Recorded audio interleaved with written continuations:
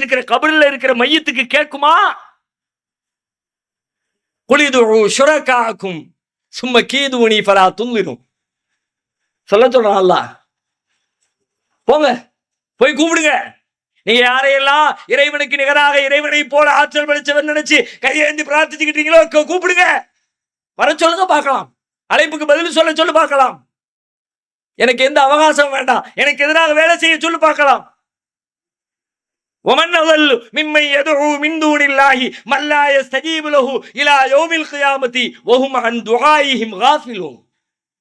இவனை விட வழிகட்டவன் எவன் இருக்கிறான்? குர்ஆன் கேட்கிறது. இவனை விட வழிகட்டவன் எவன் இருக்கிறான்?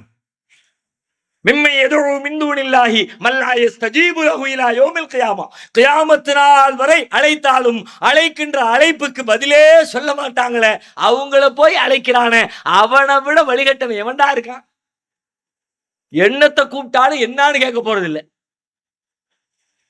சாதாரணமா தெருவில் ஒருத்தர் போய்கிட்டு இருக்காரு, அவருக்கு காது கேட்காது, பின்னாடி இருந்து ஒருத்தர் சத்தம் போடுறாரு, அவர் பேரை சொல்லி கூப்பிடுறாரு, டேய் டேய் அப்படிங்கிறாரு, அவன் போய்கிட்டே இருக்கிறான். பக்கத்துல உள்ளவன் பார்த்துட்டு சொல்லுவான், ஏய் அவனுக்கு தான் காது கேட்காதுல, டேய் டேய்னா திரும்பி பார்த்துடுவானா? யாரை திட்டுவான்? கூப்பிட்டவனை திட்டுவான். அவனை திட்ட மாட்டாங்க. நடந்து போய்கிட்டு திரும்பி பார்க்காம போன அவனையே திட்டுவாங்க.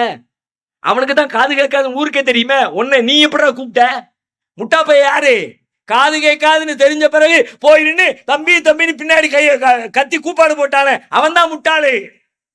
அல்லாஹ் அதே போல சொல்லுகிறான். இங்கெல்லாம் நீ போய் கேட்கிறிய, கியாமத்து நாள் வரை கேட்டாலும், கூப்பாடு போட்டாலும், மைக்கு வச்சு அலறினாலும், கதியேன்னு கிடந்தாலும் உன்கிட்ட பதில் வருமா? பதிலே வராத அவங்கள போய் அழைக்கிறிய, அதை விட வழிகட்டவே இருக்க முடியும்? வஹும் அன் துஆஇஹிம் காஃபிலூன். நீங்க கூப்பிடுறதெல்லாம் கேட்கறதெல்லாம் அவங்களுக்கு தெரியவே செய்யாதுப்பா. இந்த பாவத்திலிருந்து நாம் விடுதலை பெறணும். அதுதான் நிலையான வாழ்வுக்கான முதலும் முக்கியமான மிக முக்கியமான பணி.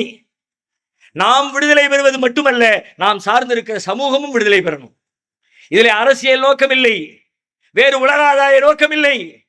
மனிதர்கள் அனைவரும் நிலையான வாழ்வில் வெற்றி பெறணும். நம்மளை சுத்தி எவ்வளவோ பேர் இருக்கிறாங்க.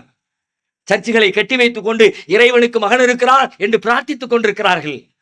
வானமும் பூமியும் பார்க்கிற பொழுது அவைக்கு கோபம் வருகிறது. ஆங்காங்கே மடங்களை ஆலயங்களை கட்டி வைத்துக் கொண்டு தம் கையால் வடிவமைக்கப்பட்ட சிற்பங்களிடத்திலே போய் கடவுளே இறைவனே என்று சொல்லி தங்களுடைய யாகங்களை முன்வைத்து பிரார்த்தித்துக் கொண்டிருக்கிறார்கள். அதை பார்த்து வானமும் பூமியும் கொதிக்கிறது. இறந்தவர்களை தர்காக்களில் அடக்கம் செய்து வைத்து விட்டு அங்கே